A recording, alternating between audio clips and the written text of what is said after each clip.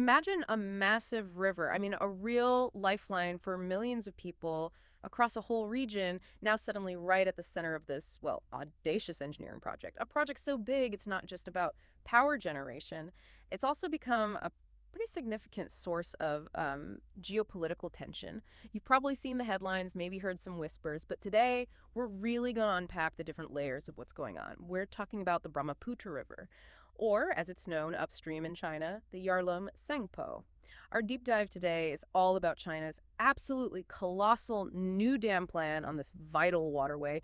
We'll explore the huge economic benefits China's hoping for, dig into China's long and frankly impressive history with hydroelectric power, and look at their, well, undeniable expertise in building these massive dams. And then, of course, we'll turn to India's understandable worries and the broader geopolitical implications, which, ripple out far beyond just the riverbanks themselves. What's really fascinating here, I think, is how just one single project can embody so many different things all at once. You've got aspirations for energy security, for economic growth, but then you also have these complex regional power dynamics playing out, and of course, critical environmental impacts to consider. So for you, our listener, we'll try to pull back the curtain on this incredibly complex situation, really break down what matters most. Exactly. Our mission today is to give you that shortcut, that deeper understanding, so you feel truly well-informed on this. We'll bring you the surprising facts, the crucial context, and hopefully the nuanced perspectives you need. So let's unpack this. Okay, let's kick things off with the big news that's really making waves right now. China's ambitious plan to build this, well, giant dam on the Yarlung Tsangpo. That's the part of the river flowing through Chinese territory before it becomes the Brahmaputra downstream. The specific project we're focusing on is the Medog Hydropower Station. When we say giant, what are we actually talking about here? What's the real scale of this undertaking, and what are the main economic drivers behind it for China? Well, when we say massive, we genuinely mean it. This isn't just another dam project, it's potentially a game changer. The Medog Hydropower Station, it's projected to cost something like $167 billion, an astounding figure. And to put the power output into perspective, the planned capacity is somewhere between 70 and 81 million kilowatts. Now, that's roughly triple the output of China's already world-famous Three Gorges Dam. So huge.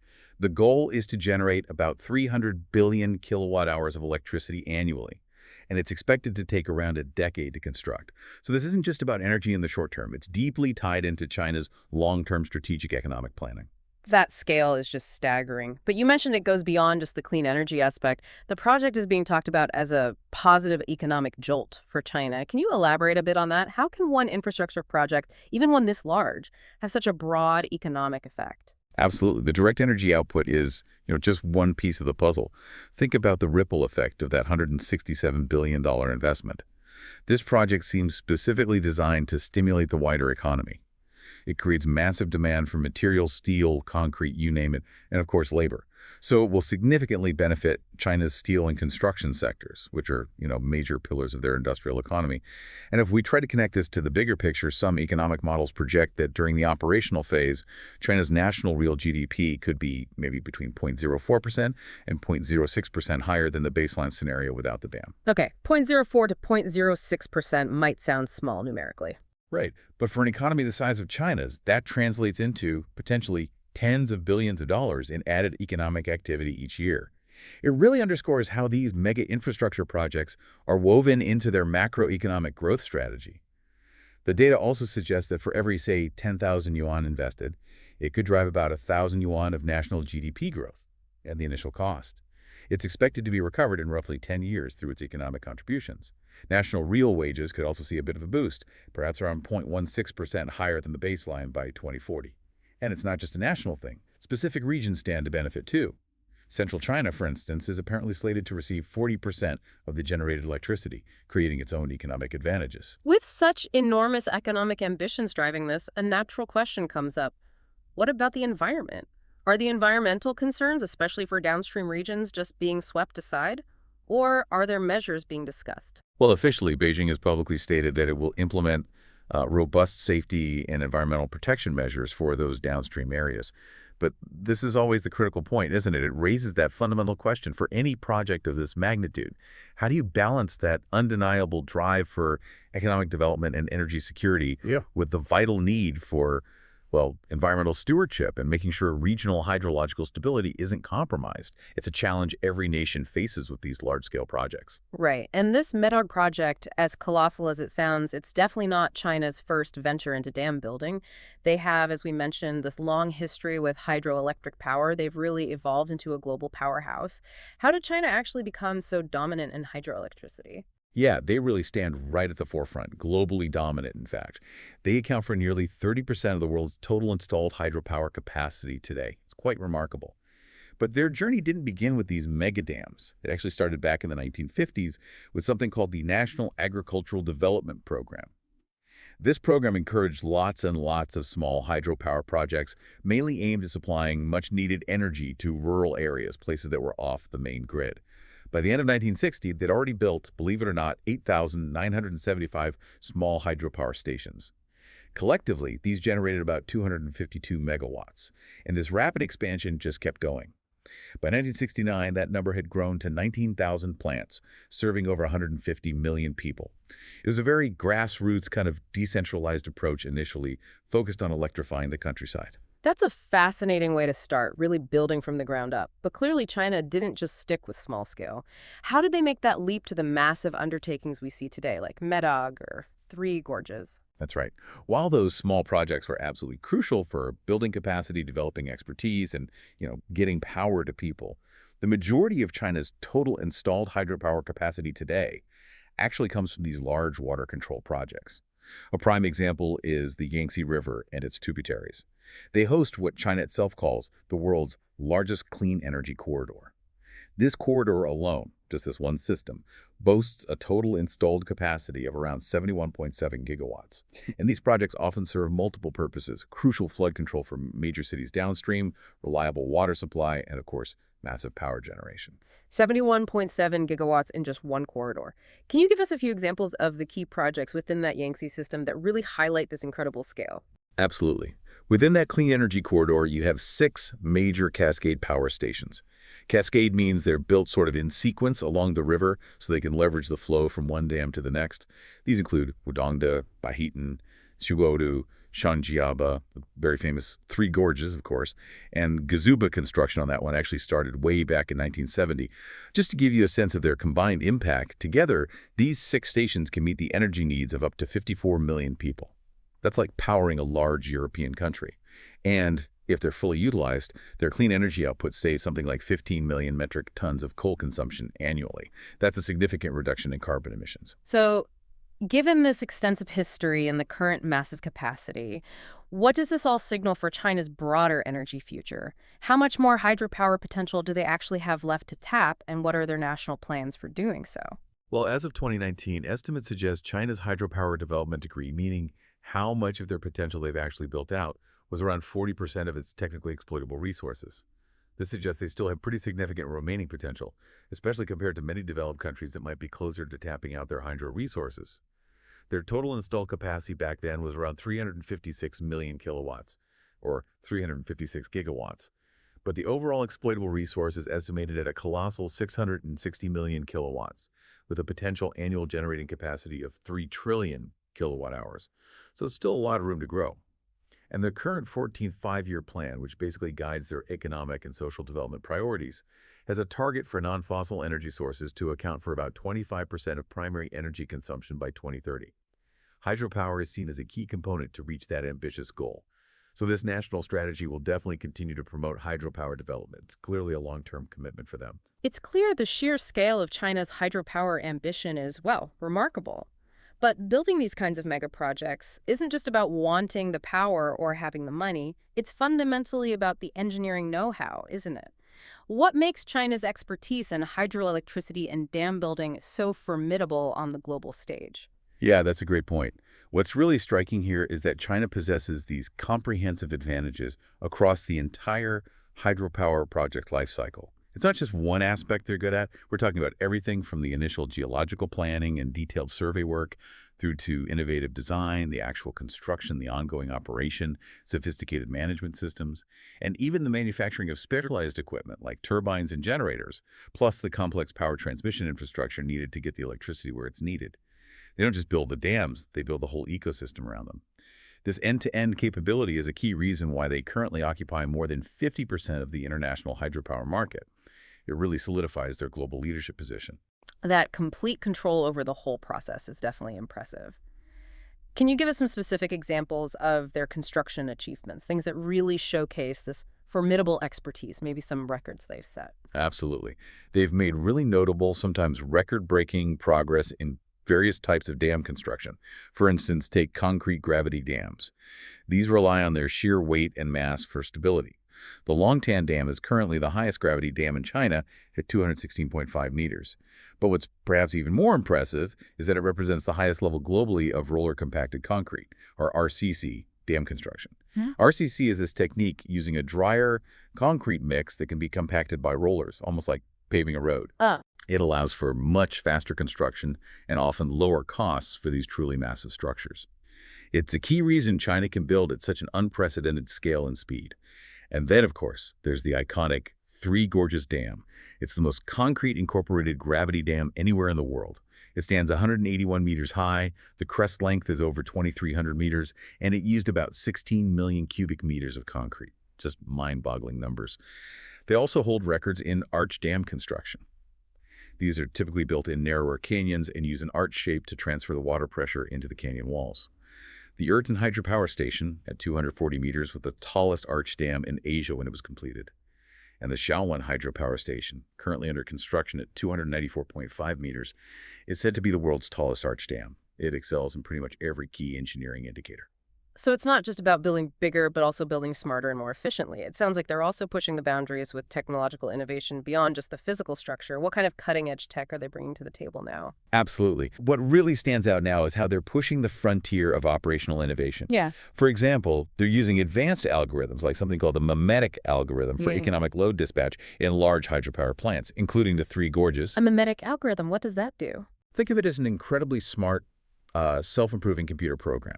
It constantly learns and optimizes how to run the dam's turbines most efficiently. It figures out the best way to generate electricity from every single drop of water passing through, almost like a super skilled human operator, but doing it instantaneously across a massive, complex system. And studies have shown this approach can reduce water consumption, meaning they get more power from the same amount of water by anywhere from 1% to over 16%, depending on the electricity demand load. That's a significant efficiency gain. That also heavily integrating digitalization across the board. This helps reduce the response time of the hydro units when grid demand changes and allows them to implement predictive maintenance systems to anticipate and prevent equipment failures before they happen, moving from just reacting to problems to proactively preventing them. That makes sense. And crucially, underpinning all this generation capacity, they've built 3 massive west-to-east power transmission corridors. These have a combined capacity of about 300 gigawatts. Within these corridors, they've deployed 20 ultra-high voltage direct current UHVDC transmission channels. These UHVDC lines are essentially superhighways for electricity. Right. Unlike the traditional AC power lines, they can transmit enormous amounts of power over vast distances, thousands of kilometers with minimal energy loss. This is absolutely vital for moving electricity from the remote dam sites in western China, where the hydro potential is, to the major population centers and industrial heartlands in the east. It optimizes resource allocation across the country. Okay, now let's shift gears a bit. We've talked about the engineering marvels, the economic drivers, but let's turn to the geopolitical side of things, because the news of this Brahmaputra Dam plan, the Medog project, has certainly sparked alarm, particularly downstream in India. What are their primary concerns about this project, given it's on a transboundary river vital to so many millions? Yeah, India's anxieties here are quite multifaceted and, pretty significant. At the core, there's this underlying worry about what some commentators term water weaponization or hydrological coercion, the idea that China could use control over the river's flow as a political tool. More specifically, their concerns include the potential disruption of vital sediment flows. These sediments naturally carried by the river act like fertilizer for farming downstream, particularly in Assam, which is a critically important agricultural region for India. Okay, the silt. Exactly, the silt. There are also fears it could negatively affect fish stocks, crucial bird populations in the wetlands, and other wildlife that depend on the river's natural rhythms and ecosystem. A reduced or significantly altered flow could also lead to lower water quality downstream and potentially impact communities relying on the river daily for drinking water, irrigation, transport, and their general livelihoods. And looking even further downstream, there's a potential concern that changes in flow could even accelerate coastal erosion in the massive Ganges-Brahmaputra Delta, which is shared by India and Bangladesh and is already extremely vulnerable to sea level rise and erosion. That's a pretty comprehensive list of potential downstream impacts. What's China's official stance on these worries coming from India? And how are these projects generally viewed or framed within China itself? Officially, Beijing consistently presents these dam projects, including Medog, as developmental initiatives. The focus is framed around energy security for China, economic development, and poverty alleviation, particularly for its own western regions like Tibet. They tend to dismiss talk of water weaponization as unfounded paranoia, often invoking what they call non-zero-sum logic. Non-zero-sum logic. Yeah, the idea that managing the river upstream doesn't have to be a win-lose situation for downstream nations. They argue their dams can actually offer benefits, like potentially regulating flow to mitigate floods during the monsoon or ensuring more stable water availability during the dry season. Benefits that could, in theory, serve downstream nations too, creating a scenario where both sides gain. They aim to portray themselves as a responsible upstream actor. Okay, so that's the official line. Right. However, it's interesting because unofficial voices within China, perhaps in media commentary or academic circles, sometimes tell a slightly different story. Some commentators might suggest India's objections stem less from genuine environmental or water concerns and more from a security-first mindset, maybe linked to broader geopolitical competition, or even what they might term a guilty conscience regarding historical border disputes. In some narratives, the project might be framed more assertively as a symbol of China's growing strategic ascendancy and its ability to reshape geography to meet its national interests. This contrast between the official diplomatic language and some of the unofficial commentary certainly raises questions about the true underlying intent and the broader impact of these projects. That dual narrative is quite telling, isn't it? But I've also come across arguments from some experts suggesting that, perhaps counterintuitively, despite China being upstream, India actually holds a significant water advantage when it comes to the Brahmaputra overall. How can that be, and what does it mean for that water weaponization concern? This is a really fascinating and often overlooked aspect of the whole situation. It's true that about two-thirds of the Brahmaputra River basin, that's the total land area that collects water for the river, lies within Chinese-controlled Tibet. Right. However, crucially, over 80% of the river's actual water volume, the sheer amount of water flowing in the river, is generated within India itself. 80%, wow. Yes. Tibet, where the Yarlung Tsangpo flows, is generally quite arid and receives relatively sparse rainfall. This limits its contribution to the overall river flow. In contrast, northeast India, where the river becomes the Brahmaputra, is one of the wettest places on Earth, drenched by over 2,300 millimeters of rain annually during the monsoon. This means numerous powerful Indian tributaries, plus snowmelt from the Himalayas within India, significantly swell the Brahmaputra's flow long after it leaves China. What's also really significant here is that most of China's existing dams on the Yarlung Tsangpo, and importantly the proposed Medog Dam as well, are generally understood to be run-of-the-river projects. Run-of-the-river, okay. What does that mean exactly in this context? It's a critical distinction. It means these dams are designed primarily to generate electricity using the river's natural flow and elevation drop, without needing massive reservoirs to store large volumes of water for long periods. This design choice inherently limits their ability to significantly alter downstream flows over the long term, or, crucially, to withhold substantial amounts of water as a sustained geopolitical weapon. They can affect daily or weekly flows, perhaps, but not hoard the bulk of the annual water volume.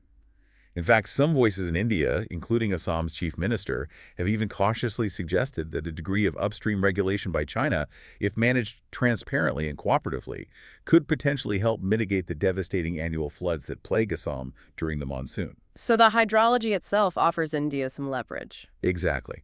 This hydrological reality fundamentally shifts the narrative. It doesn't eliminate concerns, but it moves it away from a simple picture of absolute upstream control towards a more complex interplay of actual water volumes, dam design, seasonal variations, and of course diplomacy.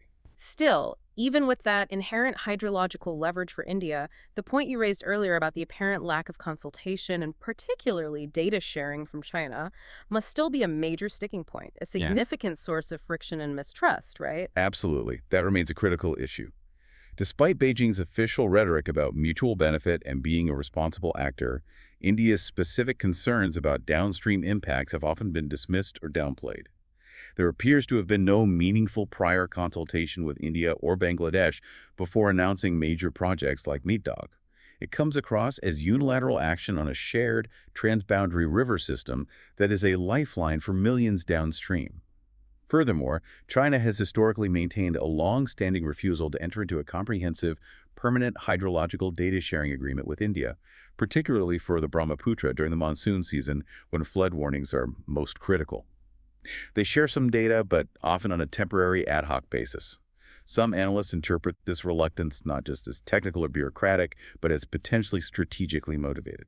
The suggestion is that entering into a formal, permanent data sharing treaty might be seen by Beijing as implicitly acknowledging or legitimizing India's current administrative control over areas China also claims, like Arunachal Pradesh, through which the Brahmaputra flows. Sharing data originating from stations in that region could be seen as politically sensitive. So if we connect this back to the bigger picture, the answers, or indeed the continuing lack of clear answers on these fundamental issues of transparency, prior consultation, and cooperative data sharing are really going to shape the future geopolitics of water in this critical region for generations to come. It's certainly a situation that warrants very close and continuous observation. You've just completed a deep dive into China's really ambitious Brahmaputra Dam project, focusing on the massive Medog Hydropower Station. We've looked at the colossal scale, the significant economic benefits China anticipates, everything from energy to stimulus. We've also explored China's impressive history and their cutting-edge technology in hydroelectric power, which really explains why they are global leaders in this field. But just as importantly, we've also unpacked the very real concerns downstream, particularly from India, regarding water security and environmental impacts, and the complex geopolitical currents flowing just beneath the surface. This deep dive, I think, has really shown us how a single massive infrastructure project can be viewed so differently as a symbol of progress and national strength for one nation, while simultaneously raising profound anxieties and strategic questions for its neighbors.